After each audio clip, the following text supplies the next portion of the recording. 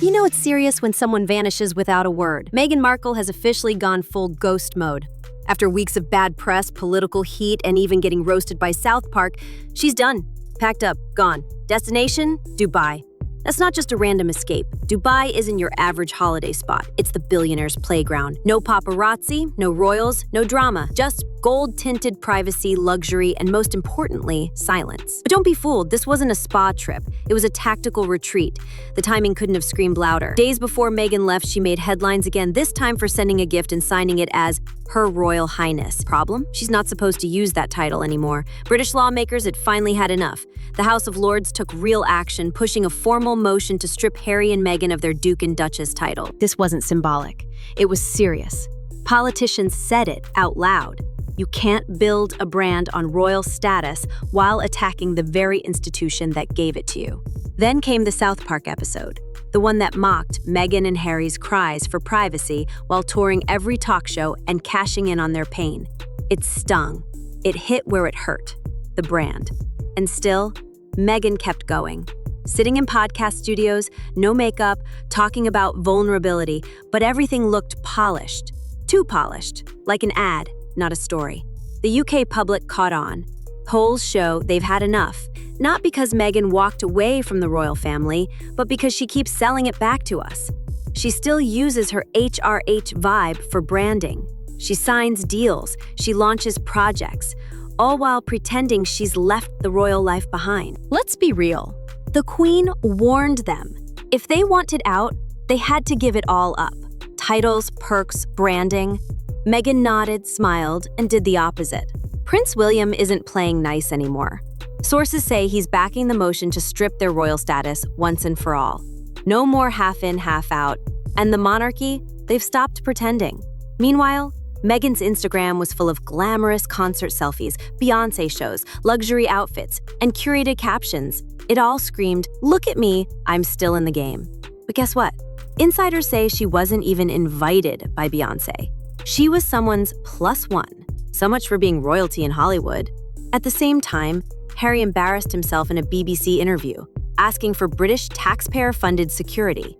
After everything, he wants the government he abandoned to protect him. Meghan grins at concerts, Harry begs on TV. The contrast? Brutal. It's not survival, it's spin. They don't want privacy, they want control of the story.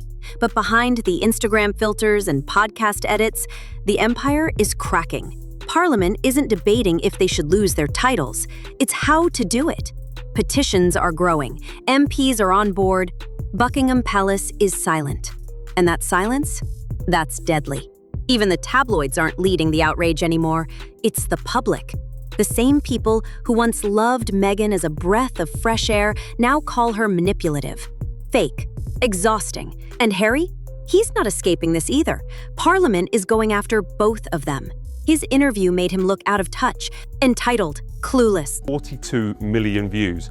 So they're sitting there in Montecito thinking, hang on a minute, we're actually getting a viral video here. I love being able to be that person with the people that I love. So, worthiness, maybe part of worthiness comes when you stop having. Yeah, I agree. So we are in total agreement. They are very dependent on each other. This isn't gossip, it's a political reckoning. Then there was Meghan's Instagram Mother's Day post.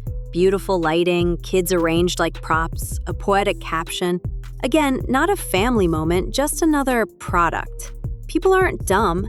They remember the promises to empower women, help charities, fight injustice.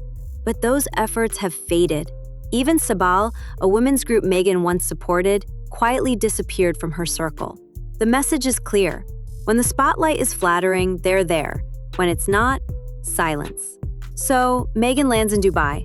It's not just distance from LA or London. It's a safe zone. Fame matters. Privacy is respected, and money talks. Some say she's there meeting investors. Others whisper about Middle East brand deals. But everyone agrees, it's not just a vacation. This is a brand pivot, or at least a desperate attempt at one. And back home, the House of Lords is pushing harder. Title removal is gaining speed. And it's not just a name, it's a door opener. The difference between being just rich or being royal. Take away the titles, and they're just two former royals with a Netflix deal and a pile of bad headlines. Even Hollywood is cooling off. Meghan's new lifestyle brand is struggling. Studio execs say she's too controversial. Spotify dropped them. Deals are drying up. Even those Nigerian royal invitations? Critics say it was a vanity tour, not philanthropy. Dubai isn't just about escaping the press, it's about new allies, fashion tycoons, media investors, a rebrand that ditches the crown. But here's the problem. No one's buying it. The public is skeptical, tired, fed up. You can only cry victim so many times before people ask, aren't you also the villain? Headlines are changing. They're sharper now. Meghan Markle hiding in Dubai. Ex-royals out of options. Even William, normally quiet, is said to be furious. Not just at Meghan using royal titles, but at Harry, who refuses to stop. Insiders say William wants King Charles to end it. Cut the ties. No more perks, no more titles. And King Charles? He's done playing the peacemaker. After being slammed in a book as a racist grandfather, even he's ready to fight back. Palace aides are preparing. Lawyers are digging. A formal statement could drop any day.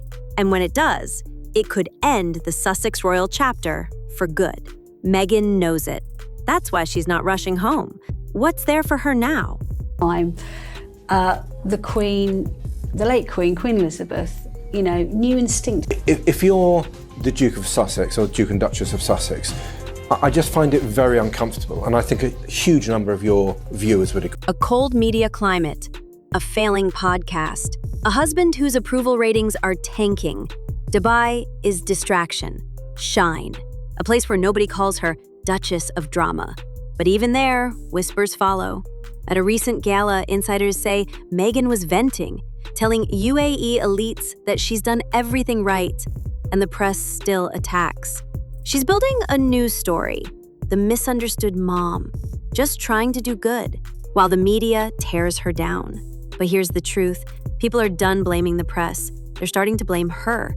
When every photo is staged, every cause fades away, and every project leads back to her pain, it doesn't feel inspiring anymore. It feels like PR. And while she's sipping mocktails in a luxury cabana, lawmakers in London are getting ready to make their move.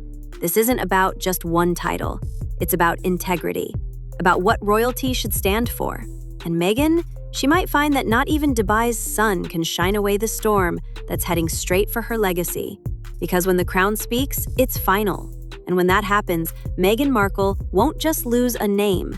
She could lose the very foundation of her post-royal career. The crown made her global, and now it might take it all back. And if it does, she'll learn something the hard way. When you build your brand on borrowed royalty, you better be ready to pay the price when the loan gets called in. Because titles can be given, but they can also be taken. And when that happens, all that's left is who you really are. The question now is, who is Meghan Markle without the crown?